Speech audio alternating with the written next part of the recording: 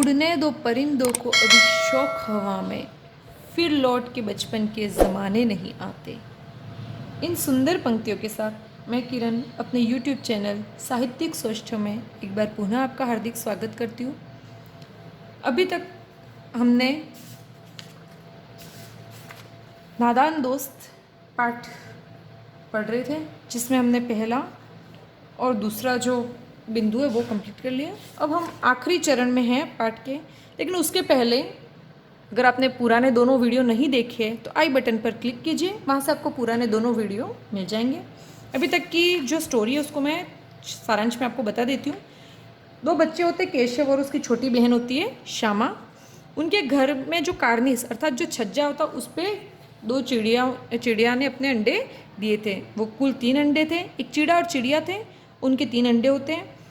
अब बच्चों के मन में तरह तरीके के सवाल होते हैं कि भाई इन चिड़ियाओं को धूप नहीं लगती होगी क्या, ये खाना क्या खाते होंगे, बच्चों को क्या खाना खिलाएंगी दाना।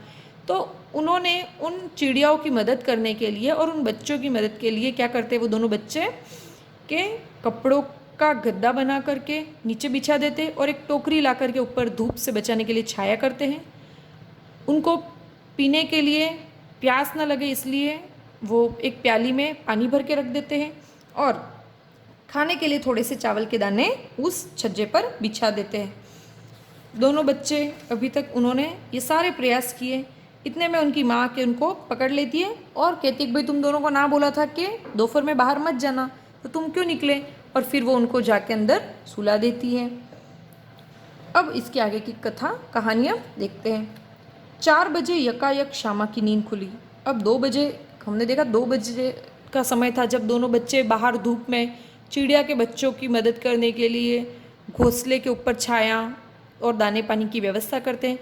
अब उनकी माँ उनको ला करके अंदर सुला देती है और उनको बाहर की तेज गर्म लू में तपने के बाद माँ के पंखा झलने से उनको अच्छे से नींद आ जाती है। 2 घंटे सोने के बाद 4 बजे यकायक मतलब अचानक श्यामा की नींद खुल जाती है। किवाड़ खुले हुए थे, दरवाज़ा खुला हुआ था। वो दौड़ी हुई कार्निस के पास आई और ऊपर की तरफ ताकने लगी। अब वो सोचती है कि मैं भी देखूँ भाई भैया ने कैसा किया घोंसला उसला। तो दौड़ करके कार्निस की तरफ आती है और ऊपर देखने लगती है। टोकरी का पता न था, संयोग से उसकी नज़र नीचे गई। वो देखती टोकरी तो भाई कहाँ गायब हो गई, एकदम से उसने नीचे देखा ही नहीं था। अब उसकी नज़र अपने कदमों में आती है। वो उल्टे पाँव दौड़ती हुई कमरे में जाकर जोर से बोली, भैया अंडे तो नीचे पड़े हैं, बच्चे उड़ गए। अब वो दौड़ के आती है और वो इतनी नासमझ होती है कि उसको कुछ समझ में नहीं आता। वो दौड़ करके वापस कमरे में आके अपने भैया से कहते, भैया लगता है अंडों में से चिड़िया के बच्चे निकल गए और बच्चे तो उड़ गए हैं और अंडे टूटे हुए नीचे पड़े हैं। केशव घबरा कर उठा और दौड़ा हुआ बाहर आया तो क्या देखता है कि तीनों अंडे नीचे टूटे पड़े हैं और उनसे कोई चुने किसी चीज़ बाहर निकल आई है। अब केशव समझ गया था कि भाई ये तो कुछ गड़बड़ है। तो दौड़ करके बाहर घबराता हुआ आता है और देखता है तीनों अंडे जो है वो नीचे पड़े और उसमें से जो बच्चे बनने के लिए जो पानी था वो सारा चूने का जैसे जो था वो बाहर निकल गया। पानी की प्याली भी एक तरफ टूटी पड़ी है, वो भी नीचे थी। उसके चेहरे का रंग उड़ गया। सहमी हुई आंखों से ज़मीन की तरफ देखने लगा। अब वो समझ गया था उसके चेहरे का रंग उड़ गया था, मतलब वो बदरंग हो गया था, वो बिल्कुल डर गया था। चेहरे का रंग उड़ना है ना, ये मुहावरा है। सहमी हुई आंखों से ज़मीन की तरफ देखने लगा। अब वो डर गया था, उसको समझ में आ गया था कि उसने कुछ गलती की है। श्यामा ने पूछा, बच्चे कहाँ उड़ गए भैया। अब श्यामा को समझ में नहीं आया। अभी तक तो वो अपने भाई से कहती है कि भाई बच्चे कहाँ गए। केशव ने करुण स्वर में मतलब करुण रोते हुए शक्ल में दया के स्वर में कहा, अंडे तो फूट गए। श्यामा, और बच्चे कहाँ गए। अभी तक श्यामा को समझ में नहीं आए। केशव कहते तेरे सर में। अब केशव को गुस्सा आता है, देखती नहीं है अंडों में से उजला उजला पानी निकल आया है, वही तो 2-4 दिनों में बच्चे बन जाते। भाई अभी तक तो बच्चे बनने का जो प्रोसेस था वही पूरा नहीं हुआ था, देख नहीं रही है क्या, ये पानी तो बाहर निकला है, बच्चे बने ही नहीं थे। माँ ने सोटी हाथ में लिए पूछा, तुम दोनों वहाँ धूप में क्या कर रहे हो। अब मम्मी पीछे से फिर से आती है, सोटी मतलब लकड़ी हाथ में लिए हुए। श्यामा ने कहा, अम्मा जी चिड़िया के अंडे टूटे पड़े हैं। अब अपनी मम्मी को वो कहती है, मम्मी देखो ये अंडे तो टूटे पड़े। माँ ने आकर टूटे हुए अंडों को देखा और गुस्से से बोली, तुम लोगों ने अंडों को छुआ होगा। अब मम्मी तुरंत ही समझ गई, वो कहती है कि ज़रूर तुम दोनों ने इन अंडों को छुआ होगा।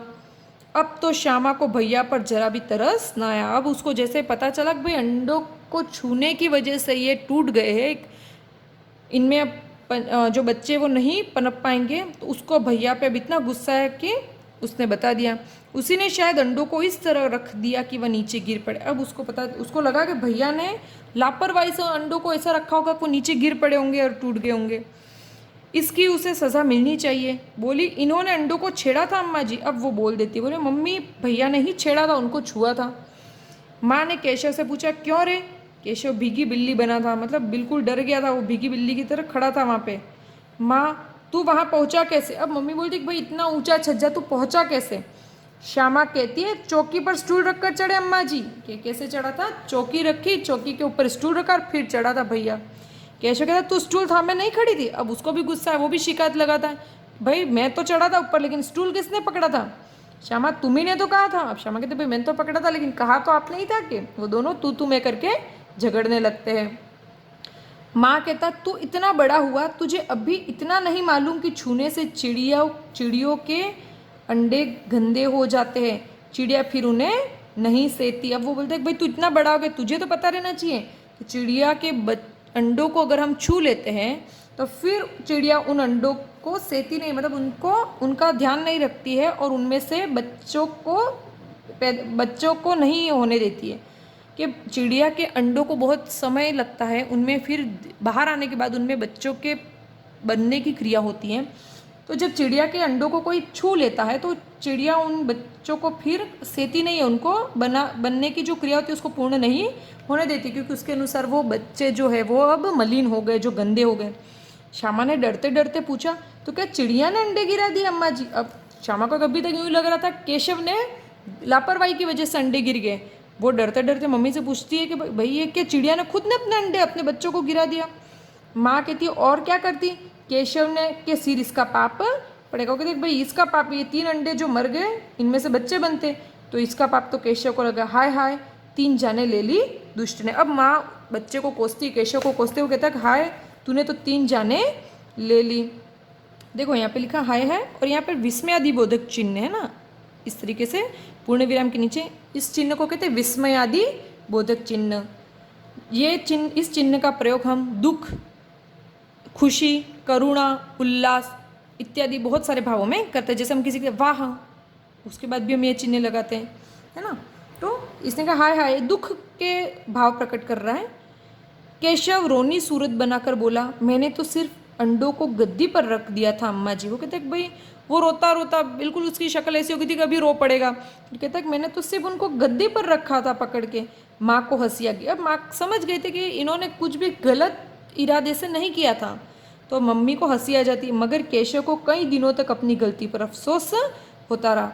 अब बच्चों का मन बहुत नाजुक होता है, बहुत कोमल होता है। उसको उन 3 अंडों का जो गिर कर टूटने की जो वजह थी वो खुद को मान रहा था और इसलिए वो बहुत अफसोस कर रहा था।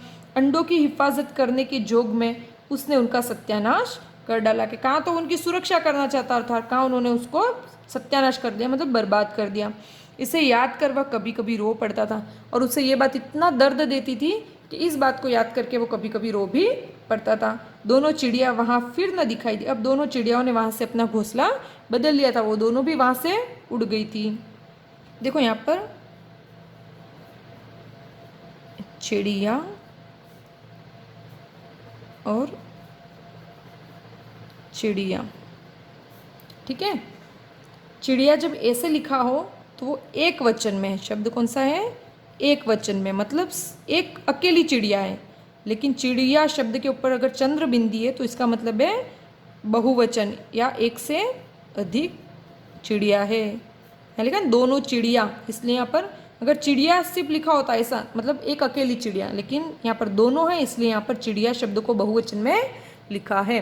तो चिड़िया शब्द का बहुवचन क्या होगा? चिड़िया ही होगा, लेकिन उसके ऊपर क्या होगा? हमारे चंद्र बिंदी। तो ऐसे ही आपका आज का होमवर्क है, आपको बालक, लड़का, माता, बहन, पक्षी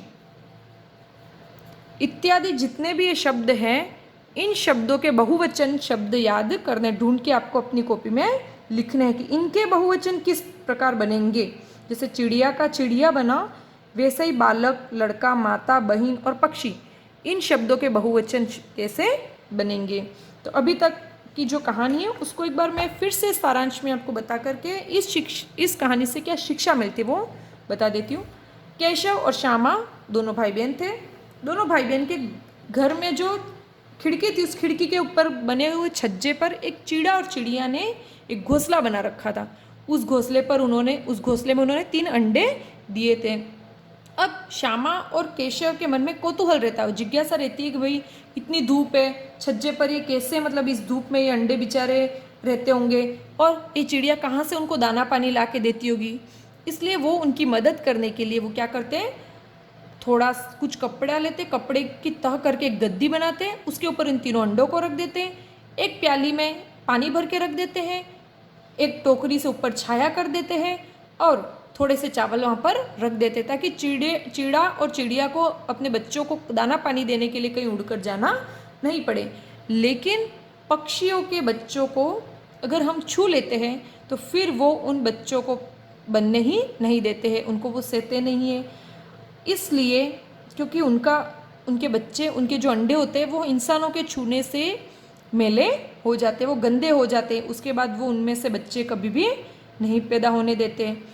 अब ये बात ना तो केशव को पता थी और ना ही उसकी बहन श्यामा को, क्योंकि उनमें मासूमियत होती है, उनको नहीं पता था। लेकिन कभी भी हमको नहीं छूने चाहिए। उसके बाद वो तो ये रख के मम्मी डांटती है तो सो जाते हैं, और जब वो शाम को 4 बजे उठ के श्यामा देखने जाती है कि अंडे कैसे, टोकरी वोकरी भैया ने सही रखी है, तो वो देखती ना तो टोकरी थी ऊपर, नीचे अंडे टूटे पड़े थे और प्याली भी टूटी पड़ी थी। वो दौड़ करके अंदर आती है और भैया को कहती है। वो दोनों जाते, तब तक केशव समझ जाता है कि ये तो अंडे टूट गए हैं। अब माँ फिर उनको समझाती है। और हमारे इस पाठ से हमको यही शिक्षा मिलती है कि हमें कभी भी चिड़िया या किसी भी पक्षी के बच्चों को या अंडों को अपने हाथों से नहीं छूना चाहिए। जिस तरह हमारे लिए, हम इंसानों के लिए हमारे बच्चों की हिफाजत हम स्वयं करते हैं, वैसे ही चिड़िया भी अपने बच्चों की हिफाजत खुद कर सकती है। वो एक बहुत ही स्वावलंबी जीव है, बहुत छोटा है लेकिन छोटी जीव है, लेकिन फिर भी वो दाना पानी और सारी व्यवस्था करती है। वो दिन भर जाती है, ढूंढ ढूंढ के अपने चोंच में भर के दाने लेके आती है और अपने बच्चों का पालन पोषण करती है, उनको खिलाती पिलाती है। तो हमें उनकी अगर सहायता करनी है तो सबसे अच्छा प्रयास यही है कि हम उनसे दूर रहे, उनको छुए नहीं। दूर से जो हम कर सकते हैं उनके लिए, जैसे घर के बाहर किसी प्याली में हम पानी रख दें, या हमारे घर के आसपास कहीं जहाँ पक्षी बहुत सारे आते हैं वहाँ पर चावल के या अनाज के दाने बिखेर दें। लेकिन उन्हें कभी भी अपने हाथों से छूने का या फिर उनको कैद करने का कभी प्रयास हमको नहीं करना चाहिए। इसी के साथ हमारी एक कहानी आज समाप्त होती है। इस कहानी का शीर्षक नादान दोस्त इसीलिए रखा था क्योंकि केशव और श्यामा उन पक्षियों के साथ दोस्त की तरह व्यवहार करना चाहते, वो उनकी मदद करना चाहते, जैसे एक दोस्त दूसरे दोस्त का।